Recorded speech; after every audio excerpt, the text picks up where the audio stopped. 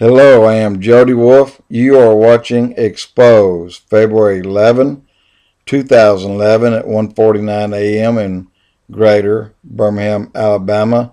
And topic today, Mubarak stays. Do you know why? Prepare to pay much more for fuel. I called this a few weeks ago. I hadn't changed my mind, but as you see, it is on the way. I will give you pros and cons, mostly the cons, because we simply do not know what the pros have to say. We have only heard one side, the one they want you to hear. And because the peaceful demonstrators have been told to go away or die.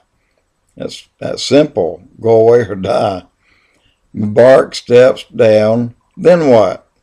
No one knows. There's no leader. So without a leader, Mubarak cannot step down. Where is Mubarak's replacement? Again, who knows? He may be in Iran. Why did Islamic radicals steal the peaceful platform? No one knows. However, it probably had outside influence. Why on the hills of Tunisia? Again, a domino effect, but I bet some of the same people that was in that riot is in this riot. So that would make sense. Who is worse, Islamic radical or a government in place? Sharia law, Islamic radicals are the same. So government is best, naturally, because the others will be fighting all the time. Would the new government honor the treaty with Israel that's been there 30 years? Probably not. Again, these are Muslim, Islamic radicals. They will not honor a peace treaty. Who leads the riots? Is Iran involved? Again, Sharia law, Muslim Brotherhood are very prominent in Iran. Why was the peaceful demonstration stolen by Islamic radicals? It was their only way to amass quickly. Where did the peaceful demonstrators go? Intimidated, leave, or die. But so far as of 2 hours ago before this blog, some 300 protesters have died. And who were they? The ones who died? Probably the peaceful protesters, and were likely killed by the Islamic Muslim Brotherhood. That was all planned as a revolution, a coup, a takeover, a hijack. Why aren't news, CNN, NBC, ABC, CBS, C-SPAN asking, or may I say, reporting the agendas, the real agendas of the hijackers, the same way they either lied or failed to report truths in America? They're Obama's puppets. That's why they are not reporting on any side but one. The Christian views, they vary. Reason: there are many who call themselves professed Christians but did not really accept Christ. It is these that want Mubarak out. If indeed Mubarak was like Sadam Hussain, why in the world would you wait 30 years to get him out? This is insane. And if he was like Saddam Hussein, all of you would be dead right now.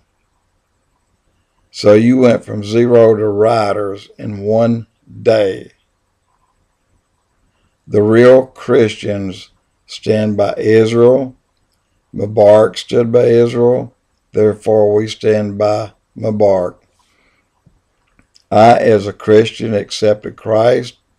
I stand for Israel and stand for and want peace by or through any who will offer it in the name, in the real name of peace. But beware, the Antichrist will come, will appear, and he will be that person who strives for peace, especially when he offers Israel a 7-year peace deal.